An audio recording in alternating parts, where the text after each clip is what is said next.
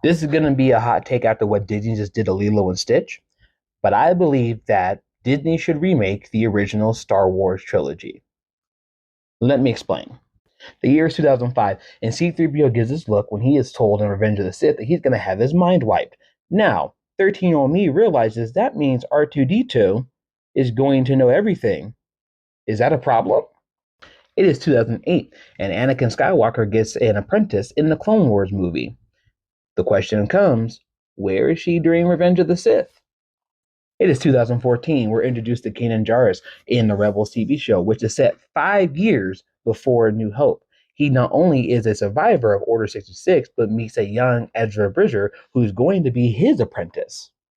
In 2015, at the ending of that first season, we now understand that the Agent Fulcrum, who they've been working with for the Rebel Alliance, is actually Ahsoka Tano, who has survived Order 66. In 2019, in the video game Star Wars Fallen Order, we are introduced to Cal Kestis, again, another survivor of Order 66, who then goes to work with another survivor of Order 66 to rebuild the Jedi Order.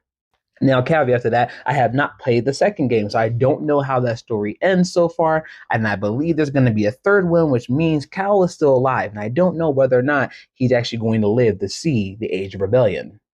It is 2022, and we are shown that an aging Obi-Wan has an adventure with a young Leia, which now brings a little more emphasis to her message to him through R2-D2 in A New Hope.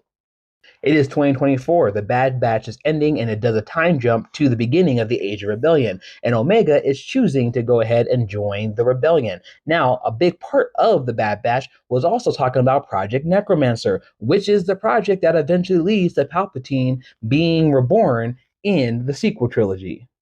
It is now 2025, and Tales of the Underworld shows us that Asajj Ventress is now alive again. Not only is she alive, but she is traveling with a survivor of Order 66. Not only is she alive and traveling with a survivor of Order 66, but her lover, Quinlan Voss, is alive, has survived Order 66, and has created what they call the Hidden Path, which is actually helping surviving Jedi get away from the Empire. And all I mention from 2024 is the Skeleton Crew. We're introduced to another Jedi character who apparently survived Order 66 and also is alive during the Age of Rebellion because Skeleton Crew takes place 9 years after the fall of the Empire. So where am I going with this? The issue that I have with Star Wars as it keeps expanding and specifically staying within the time period of the Age of Rebellion and shortly after is they keep showing that a lot more Jedi than Obi-Wan and Yoda survived Order 66.